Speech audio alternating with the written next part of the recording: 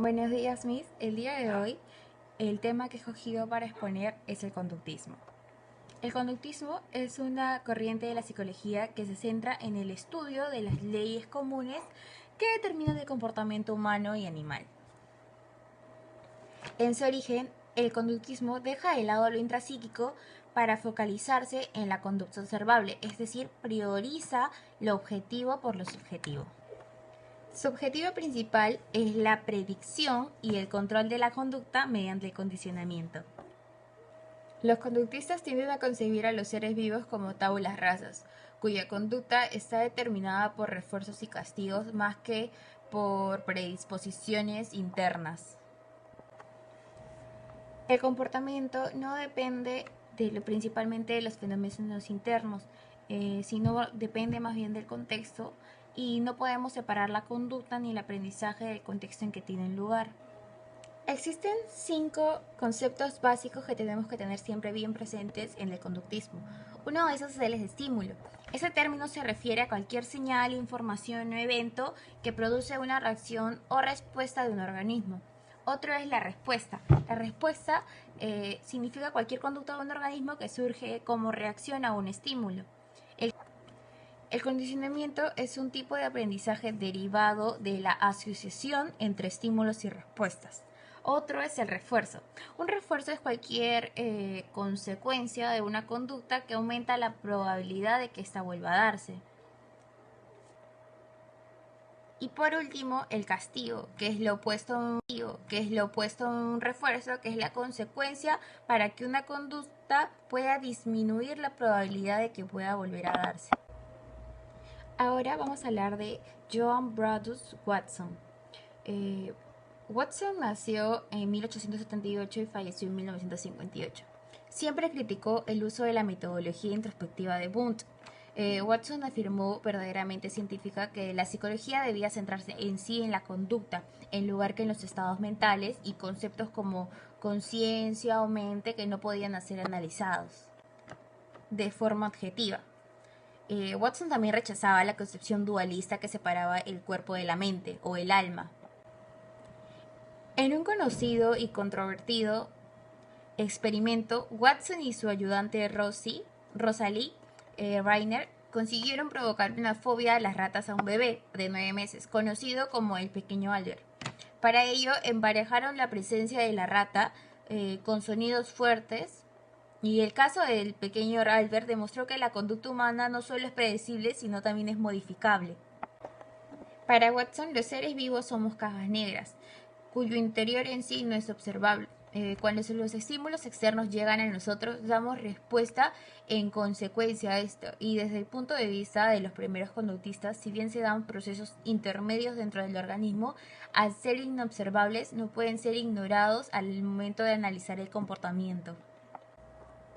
Al hablar de conductismo es necesario que hablemos del condicionamiento clásico y el condicionamiento operante. En el caso del condicionamiento clásico, el caso más conocido que es el Iván Petrovich Pavlov nació en 1849 y falleció en 1936. Era un fisiólogo ruso que se dio cuenta mientras estaba realizando unos experimentos sobre la secreción salival en los perros de que los animales salivaban de forma anticipada cuando veían o olían la comida, e incluso simplemente al ver que el encargado llegaba, ellos ya estaban salivando.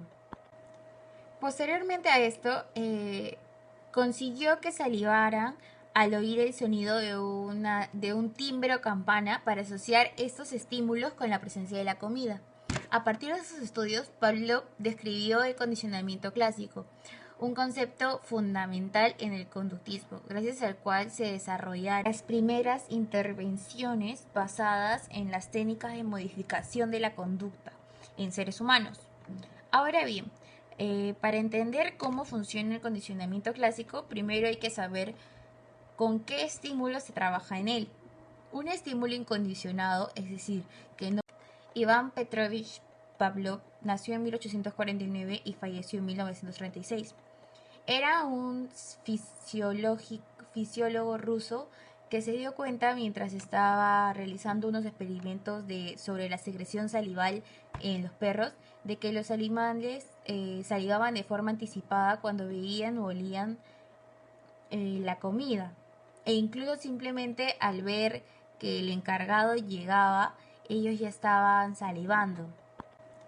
Posteriormente a esto, consiguió que salivaran al oír el sonido de un timbre o campana para asociar estos estímulos con la presencia de la comida. A partir de sus estudios, Pavlov describió el condicionamiento clásico, un concepto fundamental en el conductismo, gracias al cual se desarrollaron las primeras intervenciones basadas en las técnicas de modificación de la conducta en seres humanos. Ahora bien, para entender cómo funciona el condicionamiento clásico, primero hay que saber con qué estímulo se trabaja en él. Un estímulo incondicionado, es decir, que no quiere un aprendizaje para provocar una respuesta, provoca una respuesta incondicionada. En el caso de los perros, la comida causa salivación de forma espontánea. Si se empareja repetidamente el estímulo incondicionado, que vendría a ser la comida, con un estímulo neutro, por ejemplo, la campana o el timbre, el estímulo neutro acabará produciendo la respuesta incondicionada, que es salivar, sin necesidad de que éste esté presente. Para Pavlov no es necesario el concepto de mente, ya que conceptualiza las respuestas como reflejos, que se dan después de la aparición de estímulos externos. El caso del pequeño Oliver es otro ejemplo de condicionamiento clásico. Este caso, la rata es un estímulo neutro que se convierte en un estímulo condicionado que provoca la respuesta de miedo por asociación con el ruido fuerte, que es un estímulo incondicionado. Otro punto muy importante es el conductismo operante, que viene gracias a Skinner.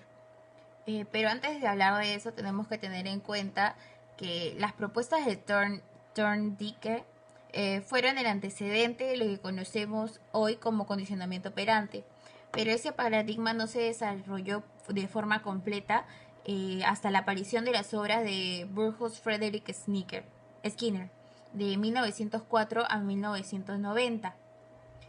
Skinner sugirió que se concentraran en las consecuencias ambientales que determinan y mantienen la conducta de un individuo. Se puede considerar a la persona como si estuviera y observar cómo los cambios en el ambiente afectan a la conducta del individuo. Es la teoría psicológica del aprendizaje que explica la relación del organismo con el medio ambiente basado en un método experimental. Skinner introdujo los conceptos de refuerzo positivo y negativo, también de castigo positivo y negativo. En sí, se denomina un refuerzo positivo al hecho de premiar una conducta dando algo. Una conducta es seguida por una situación que incrementa la probabilidad de que ocurra una conducta en el futuro. Se obtiene una consecuencia agradable, mientras que el refuerzo negativo se consigue en la retirada o la evitación de un evento desagradable. La probabilidad de que el comportamiento particular se vuelva a producir en el futuro se incrementa debido a la eliminación o para evitar la consecuencia negativa. En ambos casos, la intención es aumentar la intensidad de aparición de una conducta determinada. Al hablar de un castigo positivo, nos referimos cuando se da un estímulo desagradable cada vez que hacemos una conducta que se pretende reducir o eliminar. Y castigo negativo significa la ausencia o retirada de un estímulo agradable cuando se realiza una conducta inadecuada. Skinner defendía el conductismo radical, que es que todo el comportamiento es resultado de asociaciones aprendidas entre estímulos y respuestas. El enfoque teórico y metodológico desarrollado por Skinner se conoce como análisis experimental de la conducta y ha sido especialmente eficaz en la educación de niños con discapacidades intelectuales y del desarrollo. Gracias.